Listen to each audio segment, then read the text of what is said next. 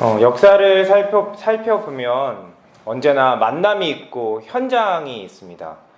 누군가를 만나야 역사가 일어나고 현장을 가야 또 누군가를 만날 수가 있죠. 그리고 때로는 그 만남과 현장에서 나의 정체성이 분명하게 드러나는 경우도 있습니다. 또 어떤 현장에는 나를 증명해야 하는 자리도 있고요. 이렇게 만남과 현장에는 많은 역동이 일어나는데요. 그래서 내가 누구를 만나고 어느 현장에 있는지, 그리고 그 안에서 어떠한 역동을 만들어내는지는 매우 중요합니다. 사도행전을 보면 많은 만남을 소개하고 많은 현장을 기록하고 있습니다. 오늘 본문 말씀은 10장 1절에서 16절이었지만 10장 전체를 가지고 함께 말씀을 나누려고 하는데요. 고넬료와 베드로가 만나는 장면이 오늘 기록되어 있습니다. 이 만남 안에서 우리가 발견할 수 있는 메시지가 무엇이 있는지를 한번 살펴보기 소망합니다. 사도행전 10장은 사도행전을 설명하는 데 매우 중요한 역할을 합니다. 왜냐하면 놀라운 대전환을 맞게 되는 지점이기 때문이죠. 이방인의 회심이 기록되었기 때문입니다. 사실 이 사도행전 안에서 고넬료가 회심을 한 첫 번째 이방인이다 라고 단정 지을 수는 없습니다. 왜냐하면 성경에 기록되지 않은 이야기가 있을 수도 있고요.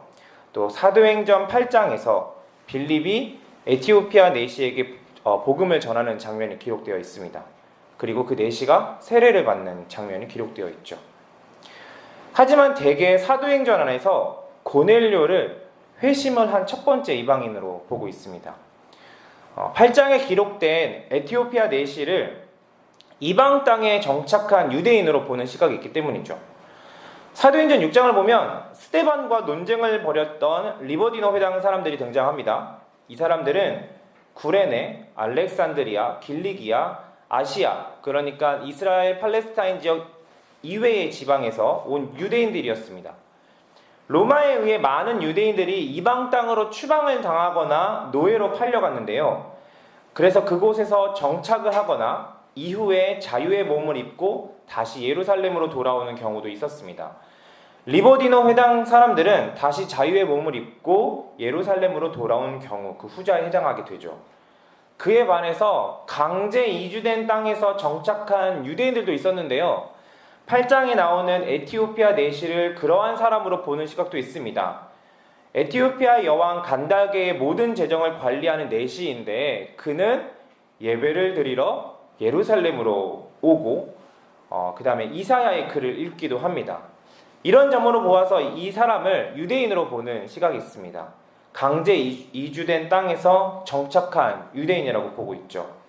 그래서 사도행전 10장의 고넬료를 회심한 첫 번째 이방인으로 보고 있습니다. 오늘 본문 말씀을 보면 가이사랴라는 지역이 나옵니다.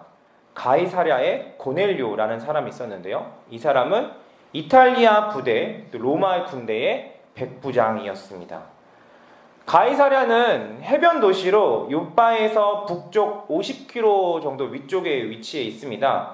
이 도시는 누가복음 2장 1절에서 등장하는 가이사 아구스도, 그러니까 아우구스투스 황제를 기념하여서 헤롯 대왕이 기원전 25년부터 약 10년간 지은 도시라고 합니다. 그래서 이후에 이 가이사랴는 로마의 통치 시 행정상 유대 수도가 되기도 합니다. 가이사랴에는 이제 헤롯이 새롭게 건축한 많은 건물들도 있었고요. 또 훌륭한 항구였습니다. 또 로마의 총독의 주둔지가 되었을 뿐만 아니라 이곳은 이방인의 영향력이 유대인의 영향력보다 더 큰 곳이었습니다. 이러한 가이사랴에서 고넬료는 이탈리아 부대의 백부장이었죠. 여기서 이탈리아 부대라고 부르는 이유는 이 군인들이 주둔지나 식민지에서 차출된 병력이 아니라 로마에서 온 정예 병력이기 때문입니다.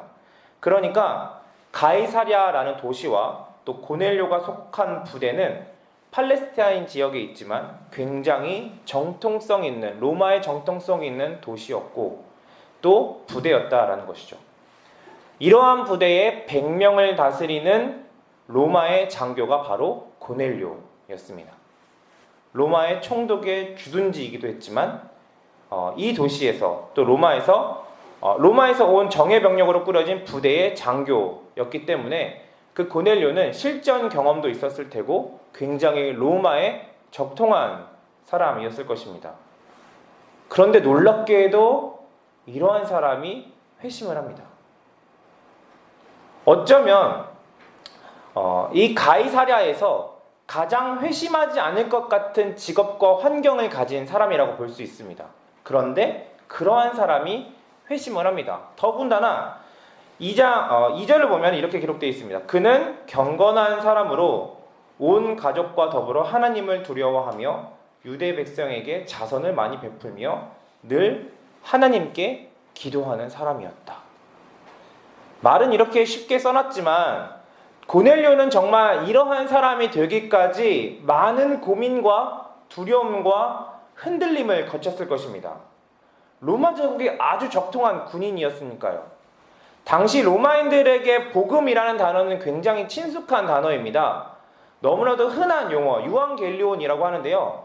이들에게 복음이라고 하면은 우리에게는 지금 당연히 예수 그리스도의 복음을 떠올리겠지만 당시의 복음이라고 하면 로마의 복음을 떠오르게 됩니다. 그 로마의 복음이 추구했던 가치가 무엇이냐면 힘, 명예, 또 정복, 복수, 굴림, 폭력 등이었습니다. 로마 사람들은요, 이 로마의 복음, 이러한 것을 가지고 팍스 로마나, 그러니까 로마의 평화를 이루었다라고 합니다. 이렇게 평화가 로마에 의해서 주어진 이 평화가 어디서부터 왔느냐? 바로 이 로마의 강력한 힘이며 누군가를 정복하는 힘이며 복수하는 힘이며 군림하는 힘으로부터 이 평화가 왔다. 이것이 바로 로마의 복음이다. 또 로마의 평화다라고 사람들은 많이 생각했다라는 것이죠. 가이사랴 도시가 기념했던 황제 아우구스투스는 이 로마의 평화를 가져다준 황제로 유명합니다. 그는 살아생전에 이미 로마의 구원자 또는 신의 아들이라고 불렸고요. 이후에는 로마의 황제들을 숭배하는 로마 황제 숭배 사상까지 전파하게 됩니다.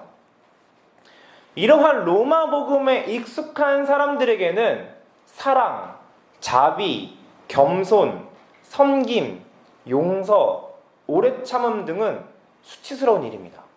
왜냐하면 그런 것은 노예들이나 하는 행동이었기 때문이죠. 그런데 이렇게 로마 제국에 적통한 고넬료가 하나님을 두려워하고요. 당시에 굉장히 하대했던 로마 군인들에게 있어서 하대했던 유대 백성들에게 자선을 많이 베풀었다. 그리고 늘 하나님께 기도하는 사람이었다라고 기록하고 있습니다.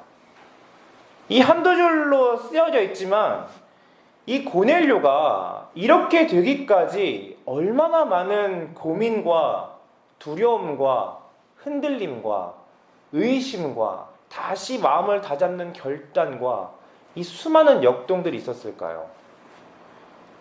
도대체 어떤 삶을 또 살아냈길래 이러한 모습을 가질 수가 있었을까요? 모르긴 몰라도 정말 많은 사람들을 만났고 많은 현장을 통하여서 조금씩 한꺼풀 한꺼풀 벗겨지는 경험들을 하게 되었고요. 그 안에서 분명한 역동을 만들어냈다라는 것이죠. 놀라운 건 성령이 고넬료에게 임하고 난 후에 이러한 삶을 살게 되는 게 아니라 10장 44절을 보면 베드로가 고넬료의 집에서 그리스도의 복음을 전할 때 성령이 내렸다라고 기록합니다. 그리고 베드로가 이방 사람들에게 성령을 선물로 부어주신 사실에 놀라기도 하죠.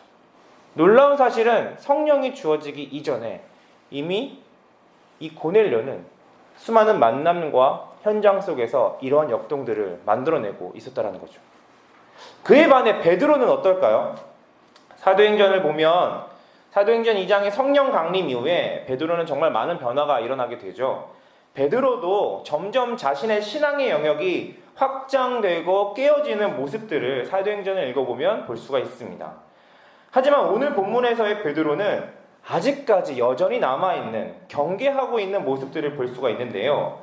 베드로가 기도를 하다가 황홀경에 빠져들어서요, 온갖 네발 짐승들과 땅에 기어다니는 것들과 공중의 새들을 잡아먹어라 라는 음성을 듣습니다. 베드로는 주님, 나는 속되고 부정한 것은 한 번도 먹은 일이 없습니다 라고 이렇게 거절을 하게 되죠.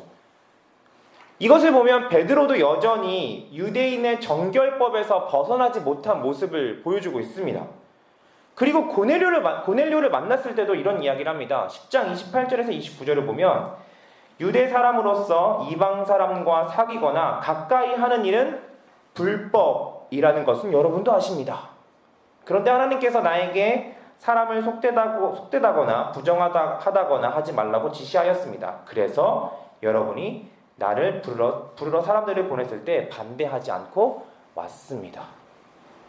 여전히 이 베드로는 이방 사람과 사귀고 가까이 하는 일이 불법이다라는 것을 깨지지 않는 그의 가치였습니다. 하나님의 명령에 따라 고넬료를 만나러 왔지만 어딘가 조금 불편해 보여요. 그런데 본문을 보면 굉장히 특이점이 하나가 있습니다. 사도행전 10장 바로 이전의 말씀, 그러니까 베드로가 욥바에서 도르가라는 여인을 살리는 기적이 기록되어 있는데요. 바로 그 말씀 마무리하는 그 마지막 절에 9장 43절에 이렇게 기록되어 있습니다. 그리고 베드로는 여러 날 동안 욥바에서 시몬이라는 무두장이 집에서 묵었다라는 기록이 있어요. 굳이 베드로가 지금 어디에서 묵고 있는지를 기록하는데 그 묵고 있는 장소가 바로 무두장이의 집입니다. 그런데 오늘 10장을 보면 똑같은 표현이 반복이 됩니다. 10장 6절을 보면 그는 무두장이인 시몬의 집에 묵고 있는데 그 집은 바닷가에 있다 라는 기록을 합니다. 베드로가 무두장이의 집에 묵고 있음을 반복해서 설명하고 있습니다. 무두장이가 뭘까요? 무두장이는 짐승의 가죽에서 털과 기름을 뽑아 가죽을 부드럽게 만드는 사람입니다. 이 무두장이의 집은 무역의 편의를 위해 해변에 가까이에 있을 것이고요. 이 작업은 짐승의 가죽을 벗기는 작업이고 그 짐승의 가죽을 가공하는 일이기 때문에 역겨운 냄새가 많이 납니다. 그래서 대개 사람들이 많이 사는 곳으로부터 떨어진 곳, 외딴 곳에 위치해 있죠. 유대인의 정결법상 죽은 짐승을 다루고 만지는 일은 부정한 일이고요. 그러한 사람은 부정한 사람입니다. 고넬료가 이방인이라 그들을 만나는 것을 불법이라고 하는 베드로가 이 무두장이 집에서 지냅니다. 왜 그랬을까요? 여러 가지 해석을 해볼 수 있습니다. 조금씩 깨지는 지점들이 있었나? 그 유대인의 정결법으로부터 조금씩 깨어지는 부분들이 있었나? 그런데 한번 생각해보면 이렇게도 볼 수 있을 것 같아요. 무두장이의 집은 유대인들이 결코 가지 않을 것 같고요. 많은 사람이 사는 곳으로부터 떨어진 곳입니다. 많은 성도들이 예루살렘에서 유대인들의 박해로 인하여서 뿔뿔이 흩어지게 됩니다. 그래서 빌립도 사마리아 지역으로 가게 되고요. 또 베드로도 욥바와 또 가이사랴까지 이동하게 된 것 같습니다. 어쩌면 베드로가 유대인들의 박해를 피해 유대인들의 시선을 피해 자신이 부정해질 것을 알면서도 무두장이의 집으로 들어간 것 아닐까요? 무두장이의 집은 유대인들의 박해를 피해 숨어있기에 가장 안전한 곳이니까요. 거기에는 유대인들이 오지 못하겠죠. 또 많은 사람들이 사는 곳으로부터 외딴 곳이기도 했고요. 이방인들을 만나는 것이 불법이라고 말하는 베드로도요. 이 무두장이의 집에서 묵는 것을 보면 베드로도 수많은 만남과 현장 속에서 수많은 혼란을 겪고 있고요. 때로는 이렇게 위선적인 모습을 보일 때도 있습니다. 갈라디아 2장에서 보면 베드로는 안디옥에서 이방 사람들과 음식을 먹다가 할례 받은 사람들을 두려워하여 그 자리를 급히 떠난 일이 언급이 됩니다. 이에 바울은 이러한 베드로의 위선을 보고 아주 강하게 비판을 하게 되거든요. 이렇게 유대인의 정결법에서 여전히 벗어나지 못하면서 자신의 아내를 위해서 무두장이의 집으로 들어가서 며칠 동안을 지내는 베드로를 봅니다. 베드로는 역시 여전히 이방인들에 대한 수많은 경계를 하고 있고요. 이 베드로와 고넬료가 만납니다.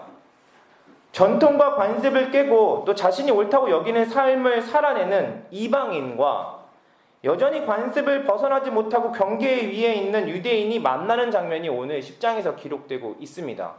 더욱이 고넬료는 성령 받기 전에 이방인이었고요. 베드로는 성령을 받은 후에 유대인이었습니다. 사도행전 2장 3장을 통해 놀라운 설교와 성전 미문 걷지 못한 자를 일으키고 죽은 도르가를 살리는 베드로의 모습을 볼 때 여전히 깨지지 않고 그 경계 위에 있는 것을 보면 놀라운 따름입니다. 결국 이렇게 서로가 대비가 되는 삶을 살아온 고넬료와 베드로가 만났습니다.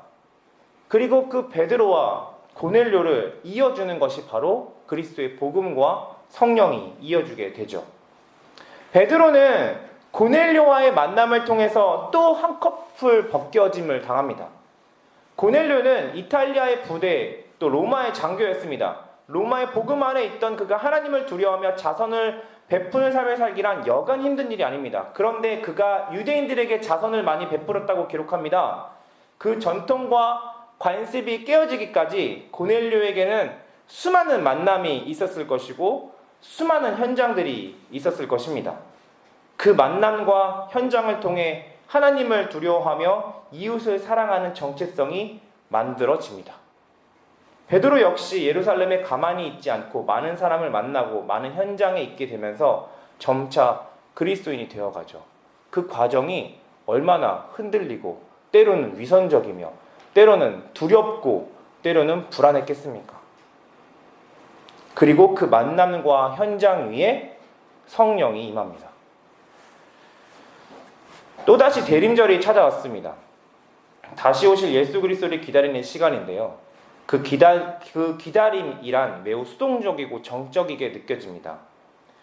오늘 본문을 보면 고넬료와 베드로의 만남은 결코 정적이지 않았습니다. 그 현장에서 수많은 역동이 느껴집니다.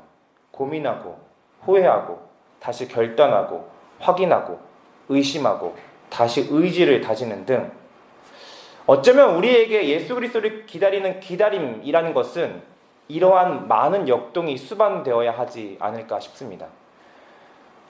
예배를 마치고 또 여러분들 여러분의 일상에서 많은 만남과 현장을 마주하게 됩니다. 또 우리는 사회적으로도 많은 만남과 현장을 마주하게 됩니다.